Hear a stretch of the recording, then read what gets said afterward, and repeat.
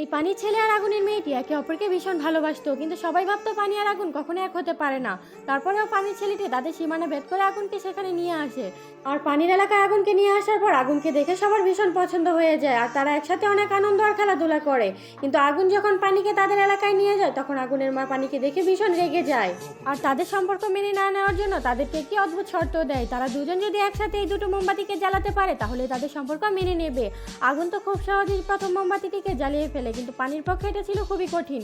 কিন্তু তখন পানি বুদ্ধি করে আগুনের উপর তার প্রতিস্ফলন ফেলিয়ে অনেক কষ্টে সেই মোমবাতিটিকে জ্বালিয়ে দেয়। তারপরে আগুন মেয়েটির মা তাদের সম্পর্ক মেনে নিতে চাচ্ছিল না, এই জন্য পানির ছেলেটিকে আগুনের তৈরি খাবার খেতে দেয়। কিন্তু মেয়েটি তাকে সেই খাবার খেতে নিষেধ করে, কিন্তু ছেলেটি তার ভালোবাসার প্রমাণ দিতে আগুনের তৈরি খাবারটি খেয়ে ফেলে।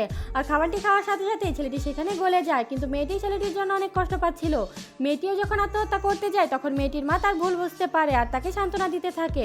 তখনই তারা দেখতে পায় তাদের ঘরের মধ্যে বৃষ্টি শুরু হয়ে গেছে, আর আগুনের রাজ্যে বৃষ্টি দেখে তো তারা সবাই ভীষণ অবাক হয়ে যায়। আর এটা ভেবে তো সবাই খুশি হয়ে যায় যে ছেলেটা হয়তো আবার ফিরে আসছে। আর অবশেষে ফুটাটি যে পাতিলটিতে পড়ে, মেয়েটি সেই পাতিলে গিয়ে তাকাতেই দেখে ছেলেটি আবার জীবিত হয়ে ফিরে এসেছে।